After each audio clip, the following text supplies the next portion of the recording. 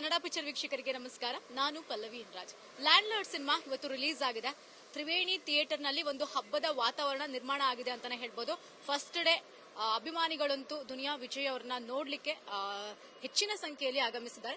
ಅದೇ ರೀತಿಯಾಗಿ ಸಿನಿಮಾದ ರಿಪೋರ್ಟ್ ನೋಡೋದಾದ್ರೆ, ಸಿನಿಮಾದ ರಿವ್ಯೂ ನೋಡೋದಾದ್ರೆ ಹೇಗಿದೆ ಸಿನಿಮಾ, ಈಗಾಗಲೇ ಸಿನಿಮಾ ಬಹಳ ಕುತೂಹಲದಿಂದ ಕೂಡಿತ್ತು.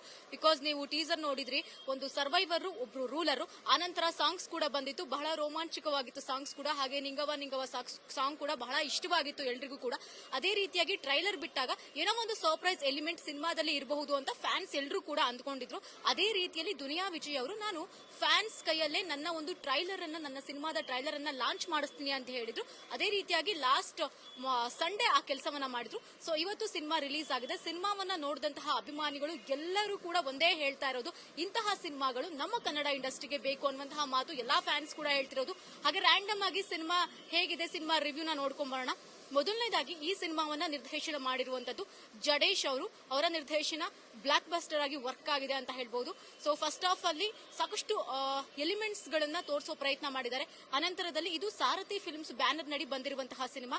ಮೊದಲನೇದಾಗಿ ಉಮಾಶ್ರೀ ಅವರ ಅಭಿನಯದ ಬಗ್ಗೆ ಎಲ್ಲರಿಂದ ಕೂಡ ಮೆಚ್ಚುಗೆ ವ್ಯಕ್ತವಾಗ್ತಿದೆ. ಬಿಕಾಸ್ ಒಂದು ಅಗ್ರೆಸಿವ್ ಆಗಿರುವಂತಹ ಪಾತ್ರವನ್ನ ಈ ಸಿನಿಮಾದಲ್ಲಿ ಮಾಡಿದ್ದಾರೆ. ಬಹಳ ಒಂದು ಕ್ರೂರವಾಗಿದೆ ಅವರ ಪಾತ್ರ.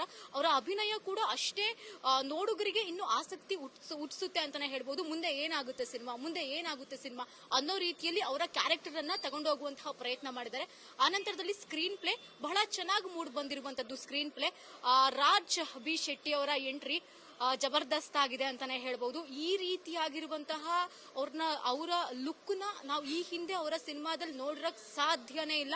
ಅಷ್ಟರ ಮಟ್ಟಿಗೆ ಅವರ ಅಭಿನಯ ಈ ಸಿನಿಮಾದಲ್ಲಿ ವರ್ಕ್ ಆಗಿದೆ.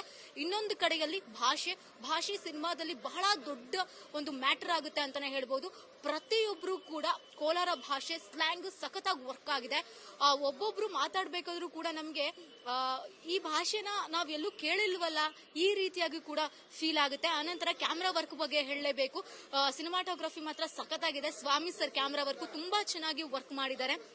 ಅನಂತರ ಬಹಳ ಹೈಲೈಟ್ ಆಗುವಂತಹ ಅಂಶ ಸಿನಿಮಾದಲ್ಲಿ ದುನಿಯಾ ವಿಜಯ್ ಅವರ ಅಭಿನಯ, ಹಾಗೆ ರಿತನ್ಯಾ ಅವರ ಅಭಿನಯ, ಶಿಶಿರ್ ಅವರ ಅಭಿನಯ, ರಾಜ್ ಬಿ ಶೆಟ್ಟಿ ಅವರ ಆ ಒಂದು ಅಗ್ರೆಸಿವ್ ಲುಕ್ ಸಿಕ್ಕಾಪಟ್ಟೆ ಹೈಲೈಟಿವ್ ಆಗಿ ಕಾಣುತ್ತೆ. ವಿಲನ್ ಲುಕ್ಗೆ ರಾಜ್ ಬಿ ಶೆಟ್ರು ಮಾಡಿಸಿದ ರೀತಿಯಲ್ಲಿ ಈ ಸಿನಿಮಾದಲ್ಲಿ ತೋರಿಸ್ಕೊಂಡಿದ್ದಾರೆ ಅಂತಾನೆ ಹೇಳ್ಬಹುದು. ಅಂದ್ರೆ ಭೂಮಾಲೀಕರ ತುಳಿತಕ್ಕೆ ಒಳಗಾದವರ ಕಷ್ಟ ಹೇಗಿದೆ ಹಿಂದಿನ ಕಾಲದಲ್ಲಿ, ಅಂದ್ರೆ 80ನೇ ಶತಮಾನದಲ್ಲಿ 90ನೇ ಶತಮಾನದಲ್ಲಿ ಹೇಗಿತ್ತು 80s 90s ಅಲ್ಲಿ ಅನ್ನೋದನ್ನ ಈ ರೀತಿಯಾಗಿ ಸಿನಿಮಾದ ಮೂಲಕ ತೋರಿಸುವಂತಹ ಪ್ರಯತ್ನ ಇಲ್ಲಿ ಮಾಡಿರುವಂತದ್ದು. ಒಂದು ಕತೆ ಆ ರೀತಿಯಾಗಿ ಕತೆ ಹೆಣ್ದಿರುವಂತದ್ದು ಕೂಡ ನೋಡಬಹುದು. ಯಾವ ರೀತಿ ದೌರ್ಜನ್ಯಕ್ಕೆ ಒಳಗಾಗಿದ್ರು ಅವರು ಅನ್ನೋದನ್ನ ಸಿನಿಮಾದ ಮೂಲಕ ತೋರಿಸುವಂತಹ ಪ್ರಯೋಗ ಮಾಡಿದ್ದಾರೆ. ಒಂದು ಹಳ್ಳಿ ವಾತಾವರಣ, ದನ, ಕರು, ಕೋಳಿ, ಕುರಿ ಎಲ್ಲದು, ಅಂದ್ರೆ ಒಂದು ಕ್ಯಾಮ್ರಾ ವರ್ಕ್ ಮಾತ್ರ ಅದ್ಭುತವಾಗಿ ಮಾಡಿದ್ದಾರೆ ಅಂತಾನೆ ಹೇಳ್ತಾ ಹೋಗ್ಬೋದು. ಬಹಳ ಗಮನ ಸೆಳೆಯೋದು ಇನ್ನೊಂದು ಅಂತಂದ್ರೆ ಭಾವನಾ ಅವರ ಅಭಿನಯ. ಬಿಕಾಸ್ ಈ ಹಿಂದೆ ಅವರ ಒಂದಷ್ಟು ಸಿನಿಮಾದಲ್ಲಿ ನಾರ್ಮಲ್ ಆಗಿರುವಂತಹ ಕ್ಯಾರೆಕ್ಟರ್ನ ಮಾಡಿದ್ರು. ಆದ್ರೆ ಇದ್ರಲ್ಲಿ ಮಾತ್ರ ಭಾವನಾ ಅವರು ಒಂದು ದುಪ್ಪಟ್ಟಾಗಿ ತುಂಬಾ ಒಂದು ಸುಂದರವಾಗಿರುವಂತಹ ಕ್ಯಾರೆಕ್ಟರ್ ಅನ್ನ ಅವರ ಕ್ಯಾರೆಕ್ಟರ್ ಕೂಡ ಮೂವ್ ಆನ್ ಆಗುತ್ತೆ ಸಿನಿಮಾದಲ್ಲಿ. ಸ್ಪೆಷಲಿ ತುಂಬಾ ಇಷ್ಟ ಆಗುವಂತದ್ದು ದುನಿಯಾ ವಿಜಯ್ ಅವರ ಅಭಿನಯ. ಒಂದು ಎಮೋಷನಲ್ ಸೀನ್ಗಳಲ್ಲಿ ಅಲ್ಲಿ ಅವ್ರನ್ನ ನಾವು ಥಿಯೇಟರ್ ನಲ್ಲಿ ಪರದೆ ಮೇಲೆ ನೋಡ್ತಿದ್ದಾಗ ಈಗ ನಮಗೂ ಕೂಡ ಹಾಗೆ ಒಂದು ಗೂಸ್ ಬಂಪ್ಸ್ ಬರುವಂತದ್ದು.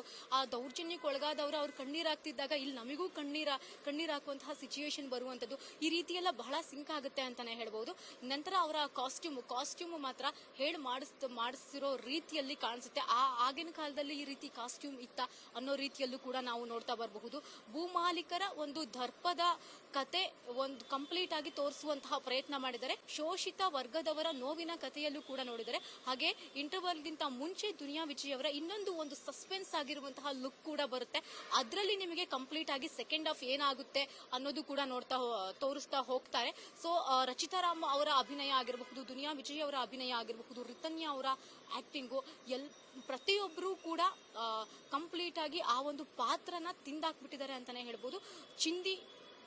ಚಿಂದಿ ಆಗಿದೆ ಒಂದು ಫಸ್ಟ್ ಹಾಫ್ ಅಂತ ಹೇಳ್ಬೋದು. ಸೊ ಫಸ್ಟ್ ಹಾಫ್ ಅಲ್ಲಿ ಏನೆಲ್ಲ ಒಂದಷ್ಟು ಎಲಿಮೆಂಟ್ಸ್ ಆಗುತ್ತೆ ಅದು ನಮಗೆ ಸೆಕೆಂಡ್ ಹಾಫ್ ಅಲ್ಲಿ ಒಂದೊಂದೇ ಪಾತ್ರಕ್ಕೆ ಕನೆಕ್ಟ್ ಆಗ್ತಾ ಹೋಗುತ್ತೆ. ಸೊ ಅದರಲ್ಲಿ ಸೆಕೆಂಡ್ ಹಾಫ್ ಅಲ್ಲಿ ಏನಾಗುತ್ತೆ ಅನ್ನೋದನ್ನ ಲೆಟ್ಸ್ ವೈಟ್. ಇವಾಗ ಸೆಕೆಂಡ್ ಹಾಫ್ ನೋಡ್ಕೊಂಡ್ಬಂದು ನಾನು ಸೆಕೆಂಡ್ ಹಾಫ್ ಅಲ್ಲಿ ನಿಮ್ಗೆ ಏನಾಯ್ತು ಅಂತ ಹೇಳ್ತೀನಿ.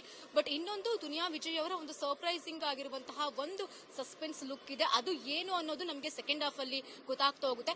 ಎಮೋಷನಲ್ ಸೀನ್ ಅಂತ ಬಂದಾಗ ದುನಿಯಾ ವಿಜಯ್ ಅವರು ಒಂದು ಮಗುನ ಸೇವ್ ಮಾಡುವಂತಹ ಸೀನ್ ಬರುತ್ತೆ. ಅದ್ರಲ್ಲಿ ಮಾತ್ರ ತುಂಬಾ ಅಗ್ರೆಸಿವ್ ಆಗಿ ಆಕ್ಟ್ ಮಾಡಿರುವಂತದ್ದು. ಸೊ ಸೆಕೆಂಡ್ ಹಾಫ್ ಅಲ್ಲಿ ಏನಾಗುತ್ತೆ, ಜಸ್ಟ್ ನಾನು ಸಿನಿಮಾವನ್ನ ನೋಡ್ಕೊಂಡ್ ಬಂದು ನಿಮ್ಗೆ ಆ ಒಂದು ರಿವ್ಯೂನ ಕೊಡ್ತೀನಿ. ಕ್ಯಾಮ್ರಾ ಪರ್ಸನ್ ಅರುಣ್ ಜೊತೆಗೆ ಪಲ್ಲವಿ ಎನ್ ರಾಜ್, ಕನ್ನಡ ಪಿಕ್ಚರ್.